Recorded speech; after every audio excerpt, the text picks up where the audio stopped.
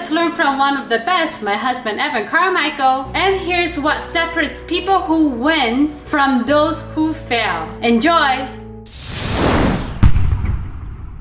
Let's kick it off with rule number 1, build momentum. The only thing missing in your life is momentum. You're a genius. You've got great ideas. You are the Michael Jordan of something. The only thing that is stopping you is your ability to do difficult things and start building momentum.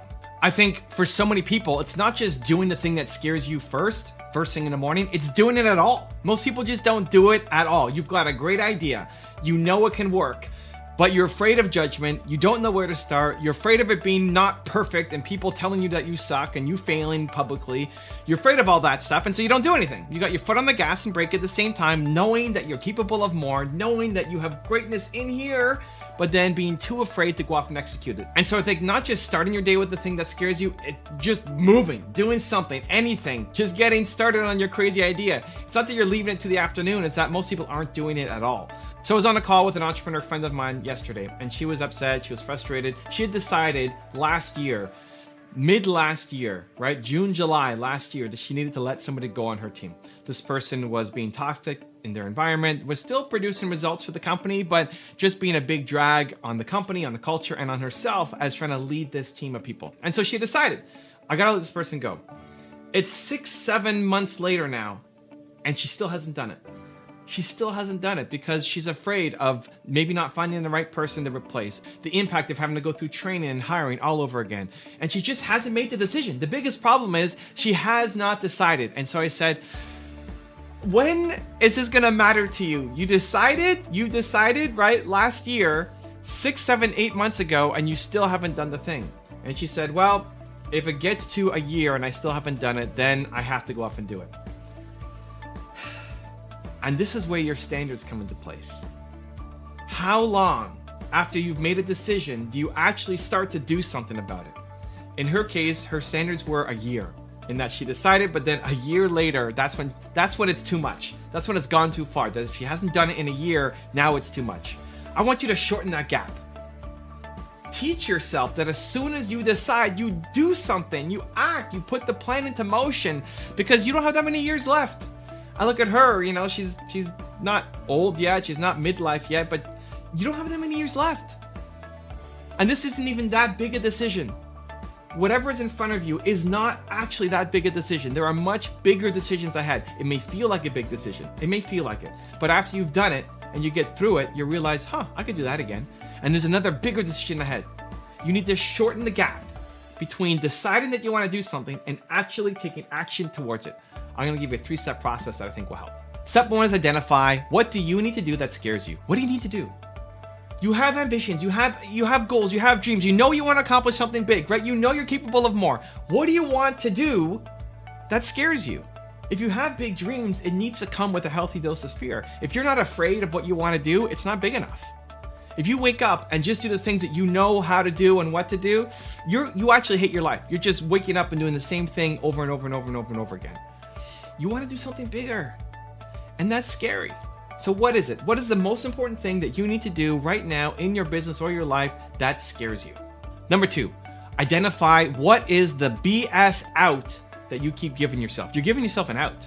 You're letting yourself off the hook. You're telling yourself, I'll do it after X. I'll do it when this. You keep giving yourself a reason why not to do it today. What is the BS reason? It's not total BS. There's some logic in it because you're a smart person. You wouldn't come up with some really stupid reason why you can't do it. You're giving yourself a really smart reason why you can't do it yet, right? It's scary. It's not because you're afraid. Of course not. It's because of this very logical thing. And once I get through this, then I can do it. But then once you get through that thing, there's something new in the way, right? And you keep putting it off and putting it off and putting it off. So identify, what is the BS out, the BS excuse, the BS reason that you are giving yourself for not pulling the trigger today? And then step number 3 is, how will you build momentum for it today? Today matters. Today, you wrote it down. Teach yourself. The fact that you wrote it down, the fact that you're thinking about it means you have to do something about it. You are not allowed, no more, not anymore. You are not allowed to think of something that scares you that you want to do. You want to do it and it scares you. You are not allowed to put it off anymore. You are not allowed to then sit and say, well, I'll do it later. You may not be able to fully do it right now, but some small step, an email, research, a phone call, something, some small step right now, immediately to say, I'm going to build momentum towards this. That's what you want to teach yourself. That's one of the greatest gifts that you can ever teach yourself, is that as soon as you come up with an idea, that you are a genius, that you are Michael Jordan, that you are capable, that you will figure it out, and that it's scary. And that's amazing because you do scary things. Identify the BS reasons why you're not actually doing it, and then today, immediately build some kind of momentum towards it. If you want to have more confidence and motivation, check out our 254 series. The link is in the description below.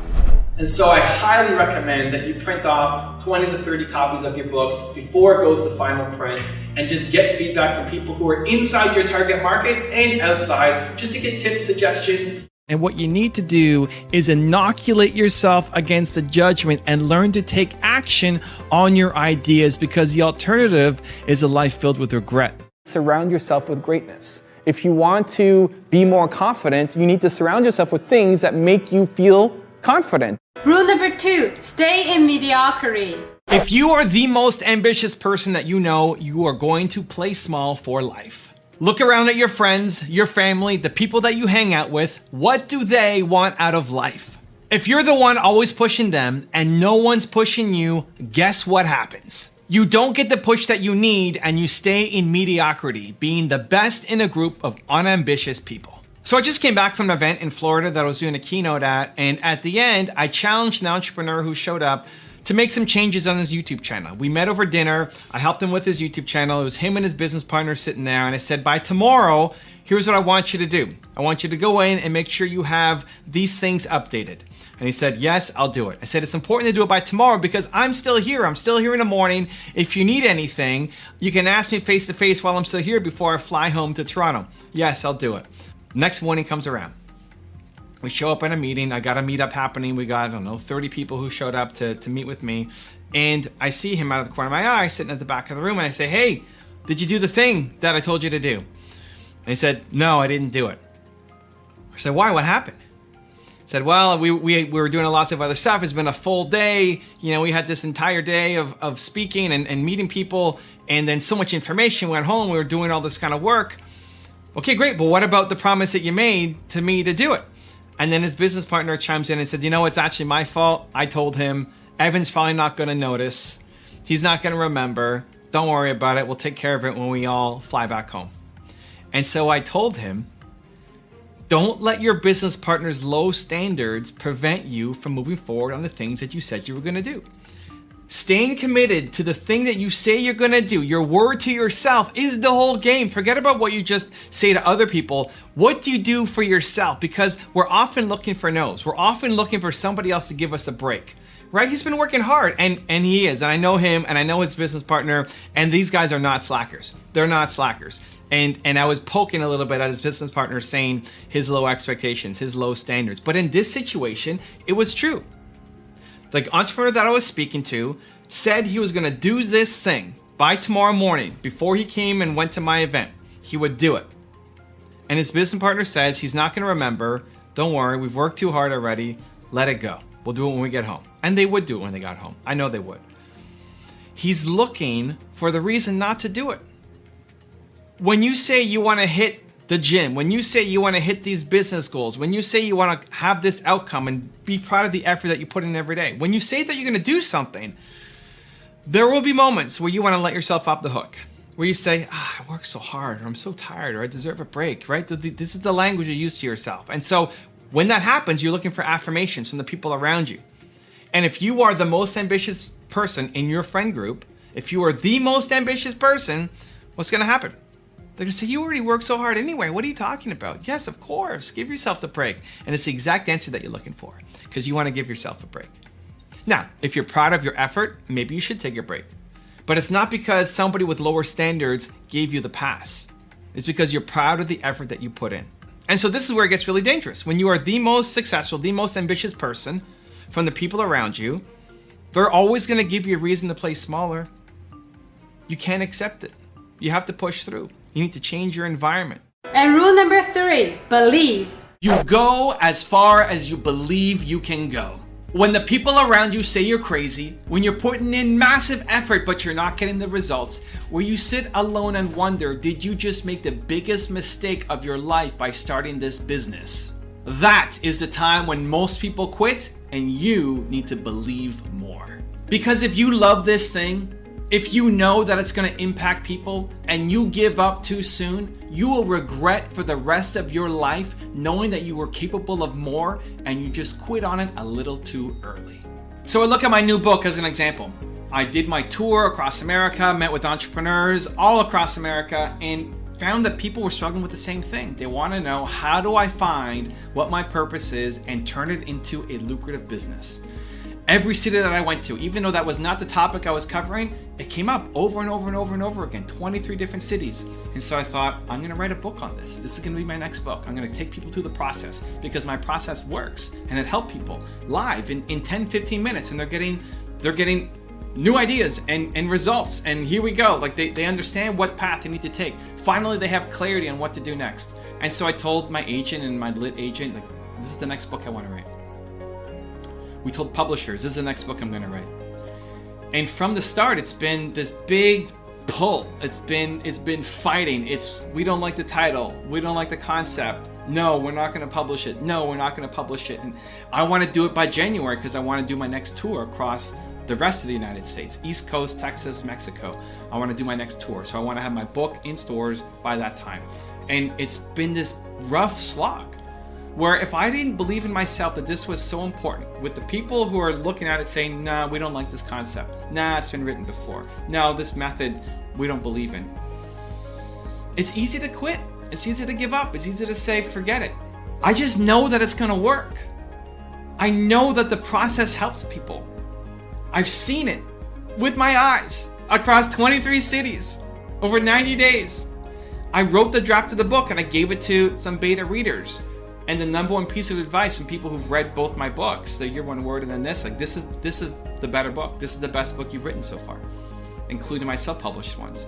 And so what do? I've got these people who are my audience who love it, and then these people who aren't my audience but who make decisions saying, nah, we don't believe in it.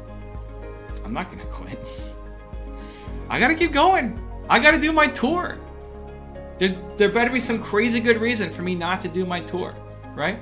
Even if I have to self-publish it. Now, I'm pretty close to making my deal, making it all happen and getting timelines and all that, but we don't have a signed contract yet and anything can happen. We're pushing the timelines because I'm pushing the timelines, because otherwise this thing could drag on forever. When you have an idea that you love, that you know can have a huge impact, that's just taking longer than you hoped it would. When people are telling you that it's crazy and that it's stupid and that who are you to go off and do this thing? If you love it, you have to double down on it. You have to go in on it. You have to be open to getting help, but if that door closes, you try to find another one. And that's the story of every successful person. Now I've got a very special bonus clip on ignore bad advice that I think you're gonna enjoy, but before that, it's time for the question of the day. How will you ignore bad advice today? Please leave in the comment below. And if you made it this far in the video and you promise to take action after watching. We don't just watch video, we do something. I want to celebrate you. Give me a hashtag believe in the comment below. The people who are telling you that your idea won't work are not the people whose life that you want. So why are you listening to them? Your Uncle Joe, your Aunt Susan, the rest of your family, the people who you grew up with from high school, look at their life. Look at their life right now. Take away their words and what they're telling you, remove the emotion from it. Look at their life. Do you want a life like theirs? Because their advice will lead to a life like theirs. If not, then you probably should be doing the exact opposite of what they're telling you to do. Now, I think there's two types of people who will give you negative feedback. You got the haters, and then you got the people who are just ignorant. And there's a big difference between those two. So let's start with the haters. The haters, I call the little man, the haters, their entire role in their life is to bring other people down. Maybe they took their shot. This is actually quite frequent. They took their shot, they tried, they didn't work, they failed, and so now nobody around them can be successful. They get their value, they get their self-love by destroying other people because it makes them feel better about themselves. It's